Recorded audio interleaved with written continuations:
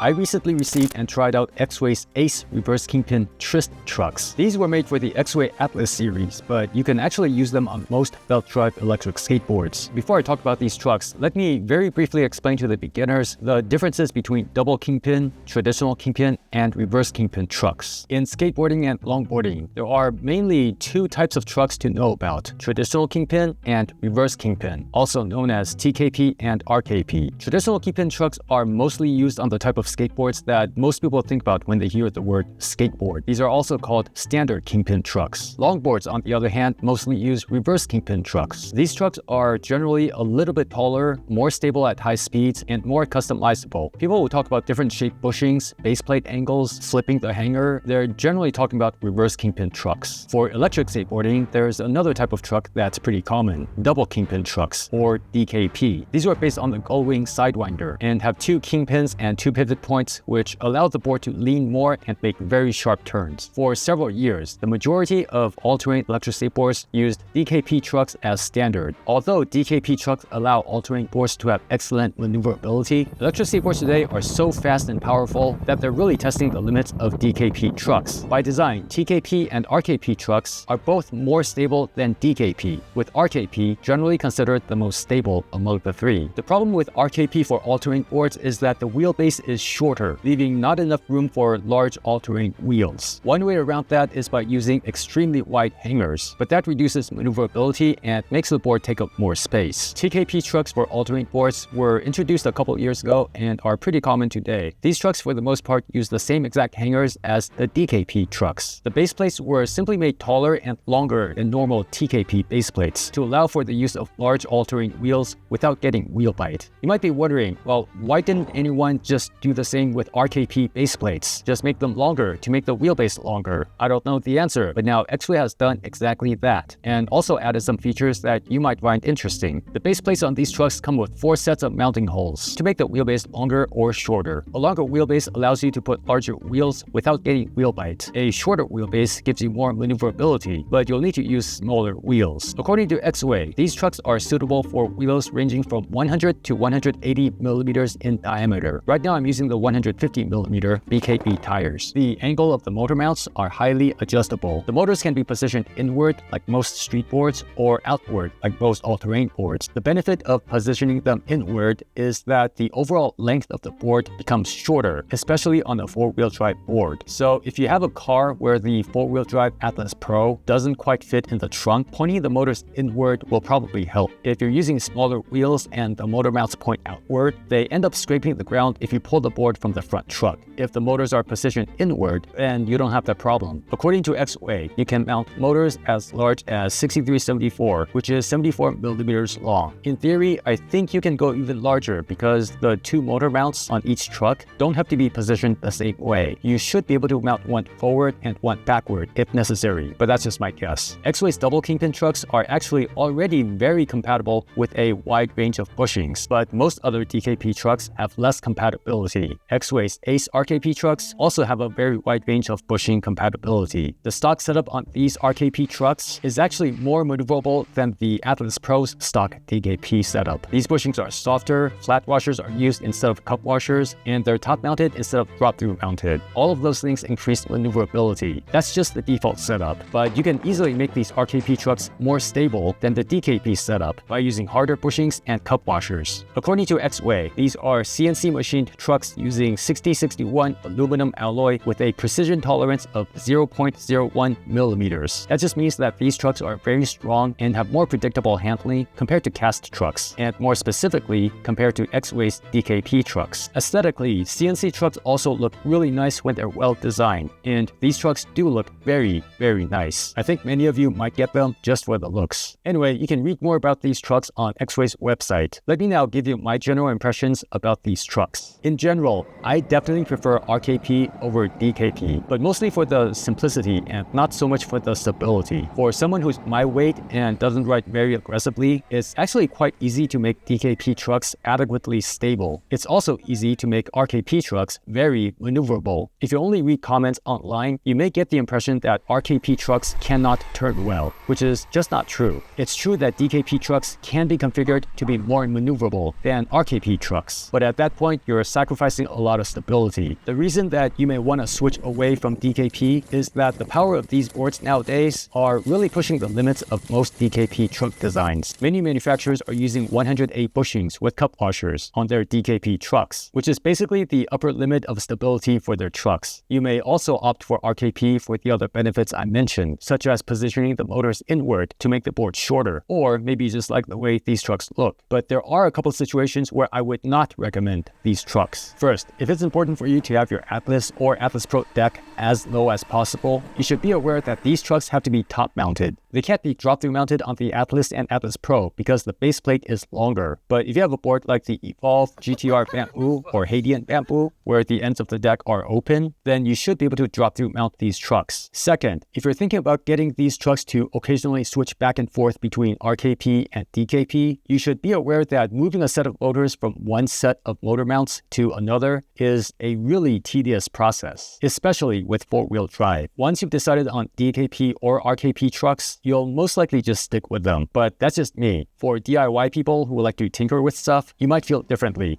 Overall, I think these trucks are pretty cool. They're not cheap, but they are CNC precision trucks after all, and those are never cheap. If you have any thoughts or questions about these trucks, feel free to leave a comment.